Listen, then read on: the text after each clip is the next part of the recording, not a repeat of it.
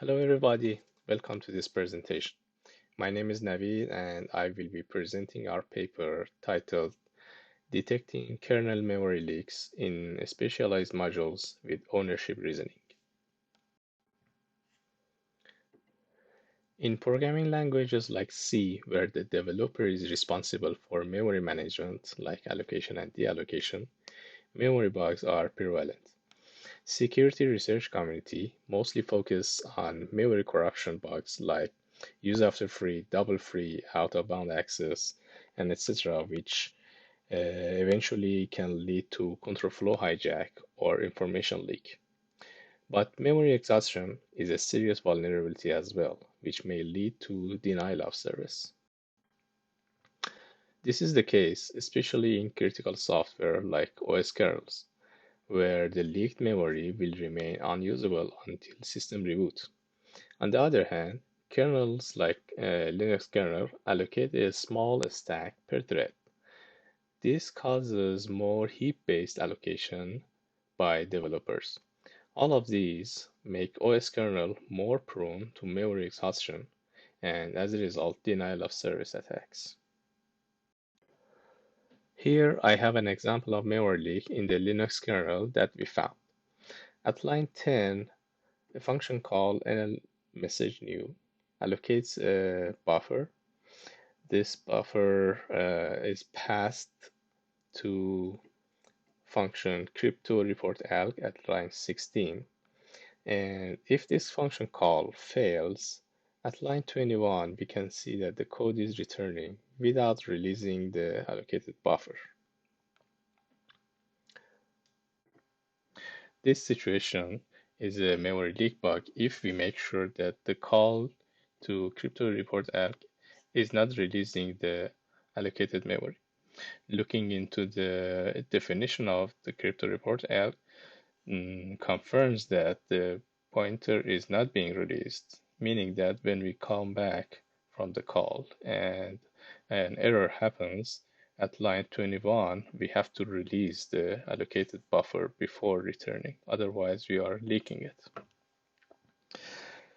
This example shows that at the high level, if we want to have a system that automatically detects memory leak bugs,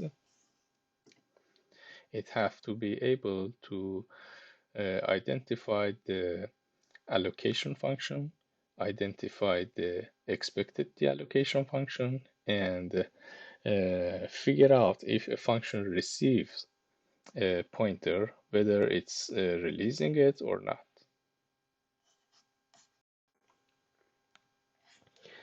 To detect memory leak bugs in OS kernel, we have to be able to identify customized allocation and deallocation functions.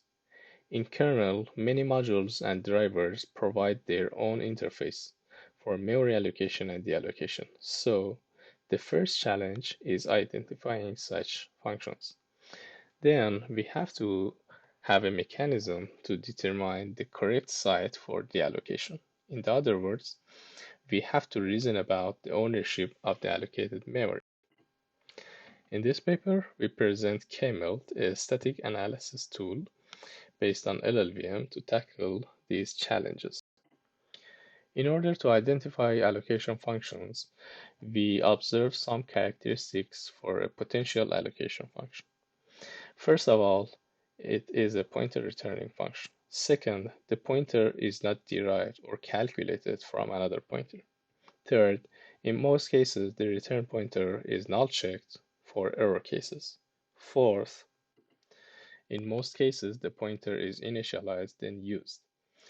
We went through all the functions in the kernel and collected a superset of potential allocation functions.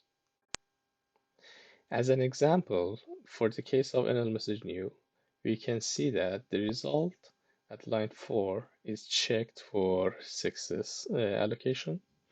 At line 7, the call to nlMessagePut is initializing it. We confirmed it by checking the definition of the function.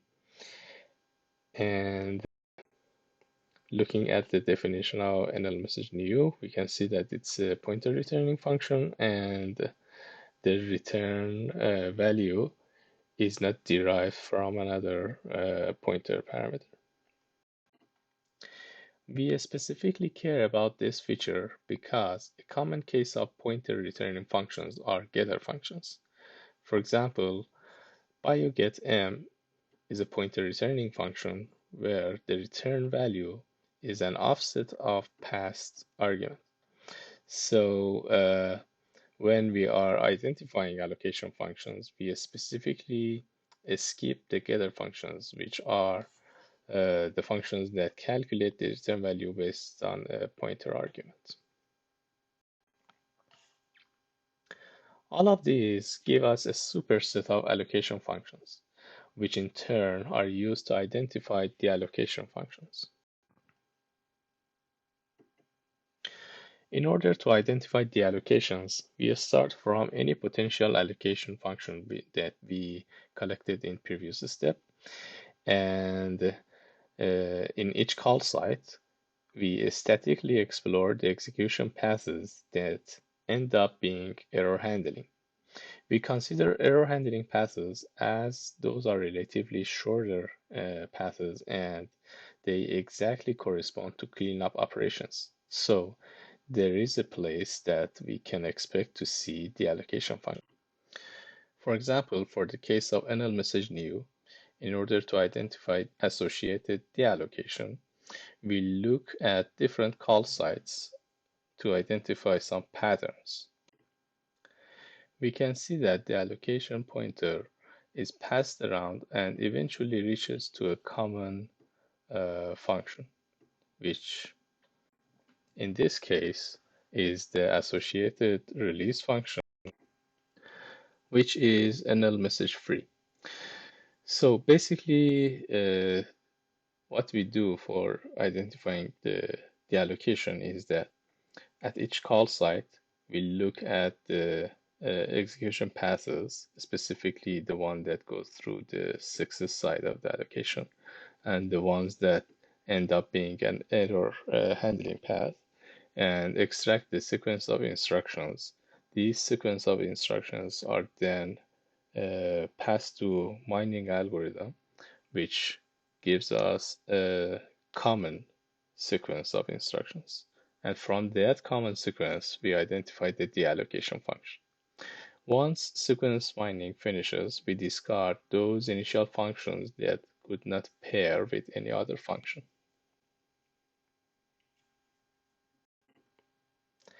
Next challenge is determining who is responsible for releasing an allocation.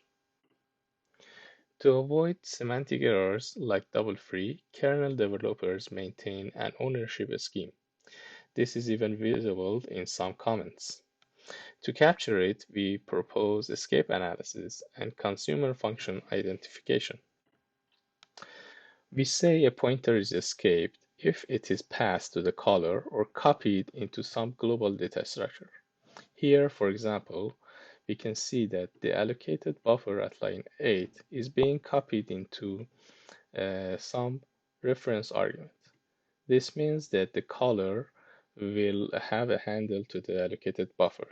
So going forward, if the current function fails at some point, like at line 17, it shouldn't release the buffer. To detect such escaping, we track uses of the pointer and check if it reaches a reference argument or a global variable. Another part of ownership reasoning is identifying consumer function. This step requires tracking the pointer interprocedurally and looking for places of release or escape. We call a function consumer if the past pointer will be released or escaped in that function. For example, here the allocated buffer is passed to T4 management TX, which eventually passes the buffer to control XMIT.